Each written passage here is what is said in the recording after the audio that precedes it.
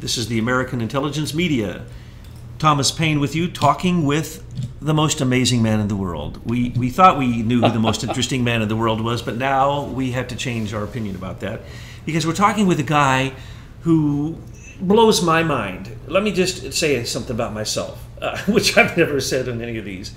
When I worked with the NSA, I had already for years worked with the first computer programs that were out there, from unit record equipment to writing programs in machine language to the most basic of computers. And then when we finally got a computer in the town that actually did all the banking stuff, it was an IBM 360. Now you might laugh because an IBM 360 has less power than your phone, okay?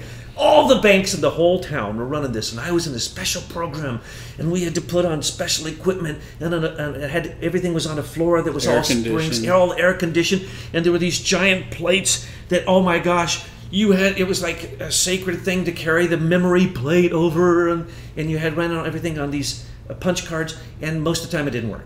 Those were the first ones I learned on. Now, I make a joke about Y2K, but I say, now you correct me on this because you're much better at this, but we had 9 registers, right? And so we had to put in a date. Well, we didn't have enough to put in the full date, and we never believed computers were going to catch on. We thought it was a fad, right? I had the first degree you could get called data processing. The first computer degree that I know of was called data processing. It was bookkeeping, basically, right? But I know how, to wire up these machines. And then I went into the military because I'd already become, I had a degree in it. So they went, hey, straight into the NSA, and I made me a systems analyst, and I did all this stuff. And I wrote directly into the biggest computer in the world in Fort Meade, Maryland, okay? And I wrote in all the different languages at the time, Fortran, COBOL, whatever. So when we're talking about code, I know the pain of writing code. You make one tiny mistake, it don't work. Right. You might have to start all over again. That's what it's all about, Mark Zuckerberg. It isn't something you do in a week or two and you can't remember when you did it. Okay? Right. Especially the largest invention in software history. It's interesting, in all these years, nobody's ever questioned that claim. Nobody's ever claimed, not a single person in the mainstream media has ever questioned that. His claim? His claim to having done it in 1 to 2 weeks. 767 lines of code, which we know he couldn't write, but we actually now know that Facebook is, how many millions? I don't know. It's like millions by 80 million lines of code or something, right? Oh yeah, okay, so I'm making an exaggeration here. By the way, more is not better, necessarily. That's right. Source code. And that's what I'm going to ask you about. Because this, folks, is what Mark Zuckerberg cannot answer, okay? And I'm going to frame this because I'm going to frame it in my limited knowledge. And mind you, I worked for the NSA. I worked in the largest computer in the world at the time. I wrote code. I actually invented all kinds of things.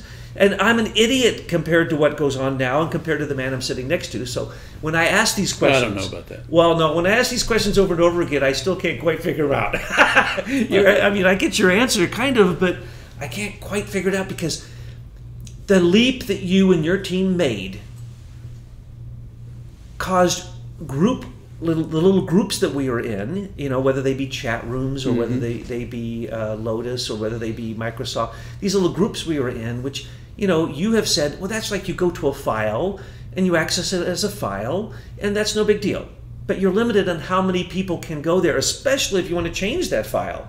Holy Lord, you want to change the file, now you got a whole other problem that, like this is like analog compared to digital, okay? That's what I'm... Right. You have the quantum leap in software. So you go from this being able to access a file, which everybody had, and with you and AT&T with their email, you saw the limits of that. AT&T was as big as anybody at that time, so you had to stretch it as far as you could, and that's, you said a minute ago, that you kind of saw the limits there. But what the heck happened? Well, we discovered the limits. We didn't see them right away. But what happened when you guys said, as you've explained this, which I still can't comprehend because my mind is too small, when you go from accessing a file to somehow you explain it as the memory can be stored in pieces everywhere, you just have to know what code you put on those pieces so that you can pull them all together when you need them. You don't need them in a nice, neat row. You can randomly just send them out there and the computer can regenerate their... Okay, you've blown my mind, and then somehow the file gets changed instantaneously, and everybody has access to, I thought, everything, but if it's all randomly zoomed everywhere, okay, I can't get there. Mark Zuckerberg can't get there. Peter Thiel can't get there. Certainly James Chandler, Well, they all got John there. Breyer They all can't got get there there. at the same time. Uri Milner can't get there. None of them can get there. Can you help us understand that step? And Betsy, chime in because this was your idea. Well, I think that the problem you always have is when you try to use an analog metaphor in a digital environment, because in the end, digits are just zeros and ones passing over a wire. And so the challenge is how to explain it. And I thought of a different way of describing it to you. And the real issue, one of the real issues is how do you store all this stuff? Because if we think of our computers, we know that there's a drive in there and it's spinning around and I put files on it and I can fill it up. And then what do I do when I fill it up? I got to go get another one. Well, then I got to copy some of those across. Well, when it's a small volume, it's okay to do that. And basically in the 90s, that's what was happening on a slightly larger scale with products called groupware. Microsoft Exchange, Novell, GroupWise, Lotus Notes, and IBM's products. And AT&T had one. In fact, AT&T had an alliance with Lotus to basically try to commercialize that approach all over the planet. And about this time I was rebuilding AT&T's email system, they were dumping Lotus Notes project because they found it couldn't scale. In other words, a company might be able to use it, but when two or more companies wanted to use it, it was getting too slow and too hard to manage. And so when we started out to think about this problem, we didn't assume that we were going to have to kind of innovate a whole different approach to the way data is stored. At the time, for a year and a half, maybe 2 years, we assumed we were going to use one of the existing paradigms. And then I vividly remember the day we had the aha moment and we recognized that groupware would never scale. And when we had that revelation, it was like we acknowledged ourselves that we had to reprogram ourselves because we were so ingrained in the way it had been done by Microsoft, by IBM, by Novell, all our whole lives, that we realized we can't do it that way. We've got to figure out a new way, and that was a magic moment. When we had that moment, we realized it was innovative and it was non-obvious, and it was all those things you needed to do patents. Well, at that time, Google was only about 10 million users, and so that was really early days in the internet. So we recognized that if we were going to protect this idea, we had to go down the patent route, and that's what we ended up doing. But you said the patent route? The patent route. In other words, to protect your intellectual property, you got different choices. One is you can protect it as a trade secret forever, like Coca-Cola does with their trade secret. It's not a patent, it's a trade secret. So if you can keep your idea secret, then you've got your proprietary claims. But then you can also go down and protect it with trademarks, copyrights, patents. And so you really kind of have to think that through to figure out the best way to protect your property. And as it turns out, protecting copyrights and patents is the only property right actually embedded in the Constitution. So it's not a bad way to go, we thought. But back to your question about part of the problem you had to solve in a large scale is how do you store all this data and keep track of it so the system knows what's mine, what's yours, what's ours, and it all flows. And so basically that's when we really focused on a different kind of metadata. That was one key piece. So when you hear all this stuff about the priority of metadata with a lot of this illegal surveillance, that's all studying that new kind of metadata that we created. And it's very rich metadata. It's much different than what we were used to in the files and folders world. The other aspect of that is the storage. And so we wanted a system that you wouldn't have to be continually adding hard drives, copying files across, and never sure where information is. And so what we did is we developed a concept that would be like, let's put a bunch of cups on the table, and let's connect each cup with a hose right down at the bottom of the cup, and then start pouring water in all those cups. And I think everybody knows what would happen. We would pour the water in, it would be distributed around all those cups, and all those cups would always be at the same level, and they would always be rising. So the only thing you have to do then, assuming you know how you can get the data back, is you just have to keep adding cups to your network. And if you keep adding those spinning hard drives and they can keep storing data, then you've got part of the problem for scalability solved. That's the hardware problem. So then the software problem is, how do we keep track of? We wanted a system that no matter where you logged into the system would tag your piece of data in such a way that then the system could just put it wherever it wanted to put it. And so that whenever you then log back in, and the key is the login, then the system would essentially go out to the entire group of cups and look through all of them and pull all your data back so that you have a unique view that's real time, always updated. It sounds to me like you had to actually go into another dimension of thinking to create this. Well, we actually did a number of innovative things with product design, and if I don't want to get into too many weeds in terms of product design philosophies, but there are many. And one of the things that I knew as an engineer and working with programmers is programmers love to get some money and start coding, immediately start coding and figure something out. Well, the problem when you do that is you're working with your preconceived assumptions. And we all knew what we didn't know about how to solve this problem. And so I recognized we're going to have a whole different way we approach the subject of design. And so, let's look at this microphone on the table in the middle. If I have in my mind exactly the shape, size, and materials of that device, then I can just start designing right away. But if I want something that records, but I don't know what it looks like, I don't know what kind of materials it should have, I really don't know much about it at all, but I want it to record, then the other way of the higher scope of design, and this really came out of something called the Bauhaus movement in Germany, is I can either design this microphone by stating what it is, or I can spend the time to define all the things that it isn't. And if I do that long enough, and I'm going to say it's not that PC, it's not this desk, it's not that mouse, it's not any of those things. So I've eliminated those, so those drop off the table. And if I keep doing that long enough, then all of a sudden that design starts to tell me what it wants to look like. And that's what we did. Fascinating. It's like you were the original blue ocean swimmer. You jumped out of the red ocean of what everybody thought it should be. Yeah. And you created this. Now, this took a lot more time than 2 weeks during your term paper and your right? It took us a solid 3 years before we even knew what it was supposed to look like. Fascinating. And then once we knew what it was supposed to look like, it took us another 2.5 years to build it.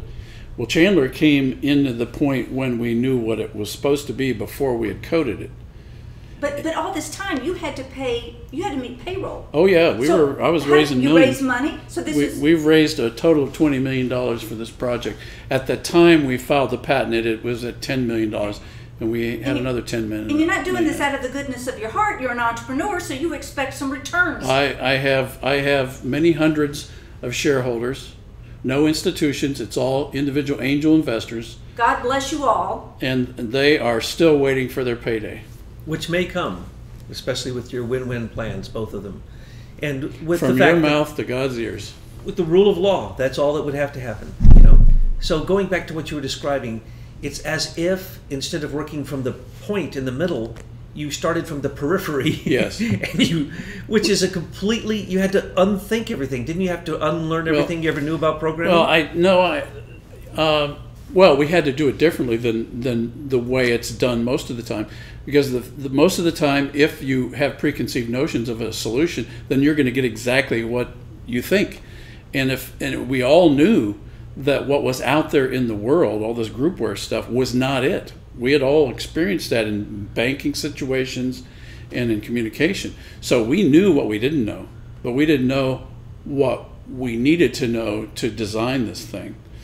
And so I actually designed a whole design approach that involved a little bit of cascade programming, a little bit of extreme programming, in a past life, I was involved with Christian ministry and was quite studied in theology. And I knew from the theological world that there were, in the ancient world, there were kind of two streams of theology that kind of competed with each other but were compatible in a paradoxical way. And one was you define your beliefs by defining what God is. And there was another whole approach that defined God by talking about what God isn't. And I knew that, and I knew in the end the ancient church actually said, well, both of these are true. Exactly. And yet in the design world, most designers attack, okay, this product needs to be this, it needs to be that. And if you make the wrong assumptions, then you get a bad product. And you had at least 4 brilliant geniuses all working, and I think you described with you on this, and then you described how when you realized what, you said it so beautifully earlier, what you didn't know what direction to go, and they all wanted to go different directions, and you had to be the person who reined them all in. I was the guy paying their check, and I was the guy who'd hired him, and I was the owner of the company. And so I created, I tried to create this environment where we would get the best thinking we could from a group of really smart people. So that was the other thing we did. I hired very specific talents in network design, in telecommunication, in database design, in interface design. So I picked these people carefully. And you had other patents, which showed not at that time, but later, which showed that you really did have the capacity yourself, with working with your team, to do this gigantic quantum leap in software development, right? Right. I mean, you have the proof of it. What other patents did high schooler Mark Zuckerberg have? So when we look at him as an example of the extreme difference between the true inventor and these fake inventors who all benefited and became billionaires from it, it is so obvious, because what you're describing here is an indescribable step that has happened that has made human beings able to do something that was unimaginable a few years ago. I was involved in this stuff early on, right? In 2000, I was involved with the guy who worked with Steve Jobs, and he got the credit for pull-down screens for the Mac Classic 2 specifically, and he became filthy rich for one tiny little invention. I worked with him, and I worked with all those different groupwares. They all failed because we had to do really big stuff, 10,000 students at a time. They all failed miserably, so I know what you're talking about.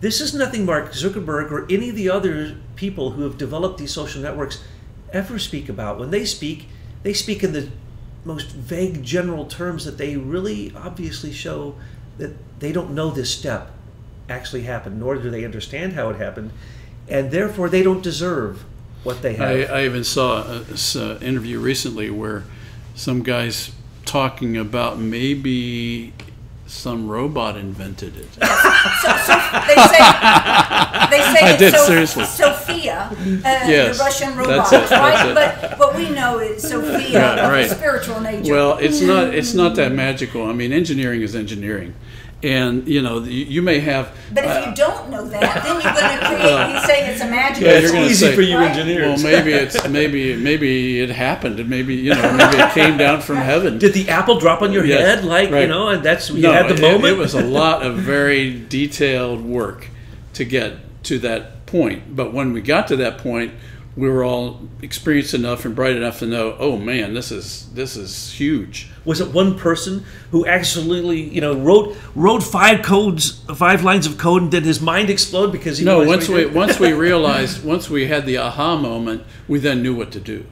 And then we knew, boom, that was going to be what it looked Were like. you excited? Was Oh, your team man, excited? were we? What was that like? I mean, when you found that I aha moment? remember I was sitting in our conference room, and we had the aha moment, and I said, oh my gosh, groupware will never scale.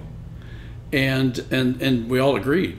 And there were issues later with how to implement it, but they were all technical things related to engineering that we eventually solved. And obviously it worked, because everybody copied it in 2004. It's like so many inventions. they look at it, the scientist looks at it, they look at it for years and years and years and years and years, and then one moment they look at it and they see it in a different way.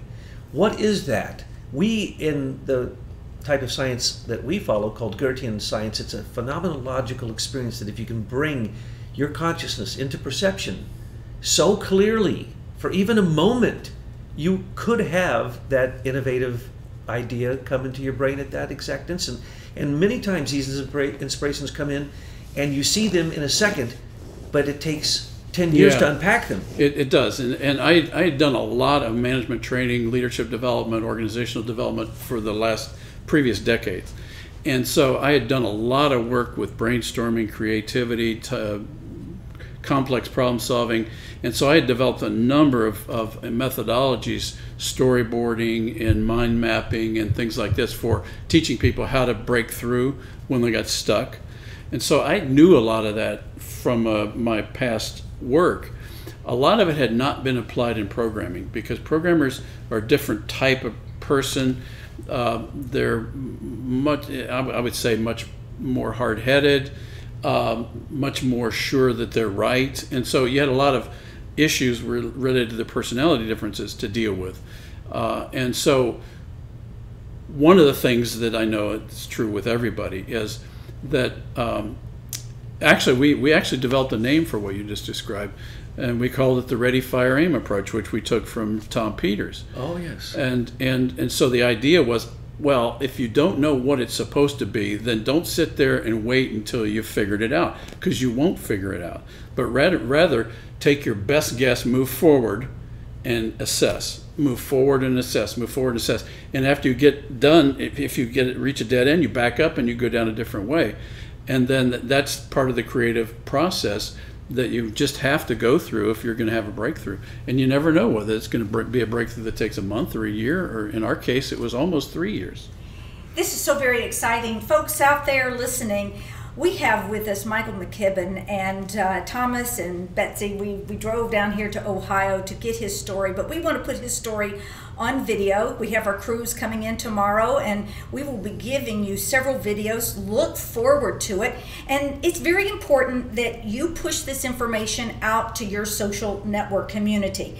Michael has spent a lifetime waiting for his day. He's given us, as a people in America, a beautiful gift, and now we have the corrupt people in Washington trying to take that gift away from Americans and from all humanity.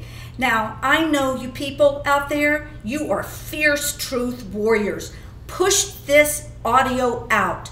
Educate your audience and tune in soon for the visual where Thomas and Michael will talk about Facebook and its origins. You had something to say in closing? Yeah, Betsy, you are so right. Push this out, and you're even more right in what you just said, is that we want to replace Mark Zuckerberg, the robot face, with Michael McKibben's face Yes. in these videos And that we're doing. isn't he just a warm and remarkable human being? I mean, He's obviously the real deal. The real whereas deal. Whereas you look at and that, why isn't I he believe teaching at a university? Or why isn't he at the entrepreneur organization up there teaching entrepreneurs how to do this kind of thinking? Why isn't he in the White House like all the other guys who got the credit for what he did? Yeah. He's supposed to be in the White House controlling the world. And, Yes, and but he would never do that. the tech because- city in China, the tech city in Russia, he would have been right there with all of that had he just needed to be more corrupt. I was, my code was, but not me. That's right. That's right. But we want to replace that face of that robot Mark Zuckerberg with your face. Look, about Mark, I don't wish him any ill will. He knows, but I do. I know you're a good Christian man, but I do. He knows what he's done. He knows what That's his 'cause crowd you're a has former done. Jesuit. Okay, look, this is all fun. Let's let Michael have the last word. Wrap it up because we got to get ready for our cruise tomorrow. That's right. I don't wish Mark any ill will, but I think the choices he's made, he's going to have to live with.